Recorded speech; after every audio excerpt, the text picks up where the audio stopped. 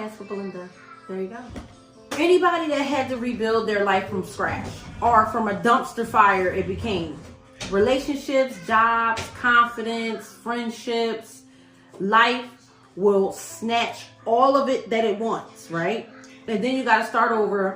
Having to start over every day, Apollo wakes up because he's not the same kid every day. And I'm pretty sure moms can relate to this. It didn't even if you're not a mom, it's relatable in a sense because every day is not going to be the same.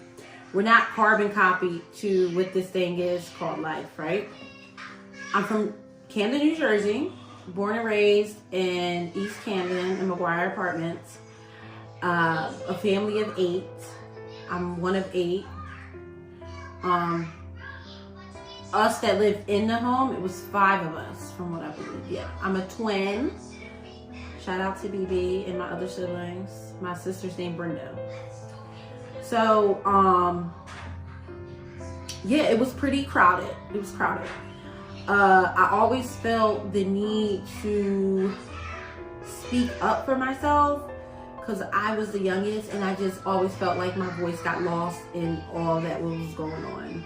And it could have been anything. It was every and anything that could have been going on in this little 3-bedroom home. It was 4 girls, 2 boys, and my grandma. So from there, I married my husband when I met him in Delaware, but we were actually from the same area. And another background about me, I have 2 dogs, 5 chickens, a baby, and a husband. And this is all on a day-to-day that I'm navigating through and things like that. So from first having Apollo, even the whole pregnancy, it was just like, so I'm growing a human. Like, yeah, my life is I had this idea of we're going to just be hanging out and all these things. It's going to be easy, you know. Once delivery happened and even the thought of delivering, I was so freaked out. I didn't know how to think. I didn't know what to think. I didn't know what to do.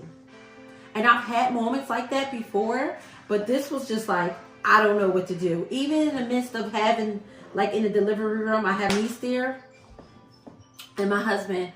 And I'm like, well, you're supposed to be holding my leg. And this is because I've seen in movies that the man holds your leg, and I'm just like, oh my gosh, I'm all over the place. And he's like, why are you being so mean? And I'm like, why aren't you listening? I don't know what to do. So I was more focused on not getting the baby out of me, but more focused on what is not happening that I would like to happen or what I thought should be happening. And in that moment, I still didn't know what to do. Even, an hour later, after that, hours later, emergency C-section came.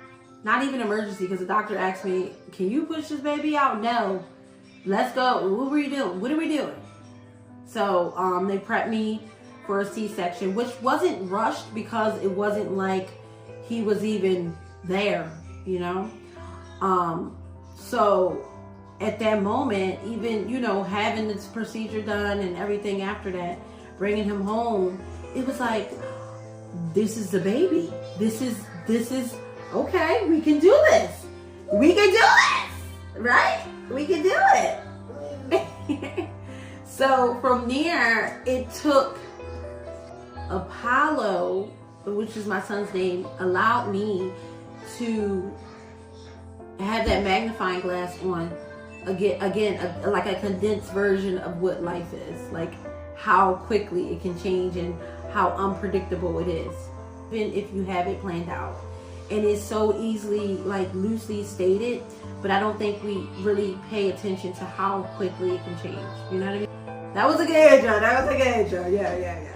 So, again, the turning point came, and it was like, yeah, what are we gonna do? What are we gonna do? And my thing is like, girl, let's be real. Starting over is ghetto. It can get ghetto. Because it's like, even like something as simple as cutting my hair. I have to relearn how to style my hair and things like that. So for some, it can be ghetto in its own way. Okay? And it's just like, I don't care what TikTok say, because you know they promote change and all this stuff and how easy it looks on the reel. No. People just be like, just reinvent yourself. I was like, I'm tired of it. I just went through from Belinda to pregnant Belinda, from pregnant Belinda to each month, changing my body and things like that, from giving birth to being a mom now, because now you're officially a mom once you have the baby, and now they're like, now they identify you as Happy Mother's Day. That they can say that now. Before, to be like, well, you're not a mom yet, which I found weird. Hey, Smooth, how you doing? So it's so many different versions of yourself that you collectively go through throughout this lifetime, and it's just like, but change is you can't deny change. You can't run from change. Basically, I said to myself, and this is kudos to my husband for recognizing the different personalities. I'm like, saying this to myself, girl, I'm retired. I'm tired of reinventing myself. This is like my husband says I have like 9 personalities. I think it's like number 4, 5 for the year so far. And that's since becoming a mom. Like, maybe some have been added because I feel like I've turned into different people to better protect myself during this mom moment, these mom moments, right, baby? Right? Because I've never had an Apollo, so I had to create a person out of who I already was to adjust to this beautiful being.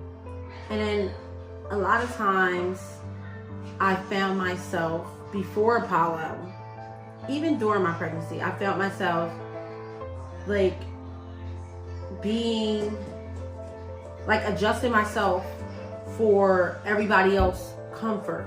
We have to take a break. Apollo has done a number in his diaper. So I'll be back.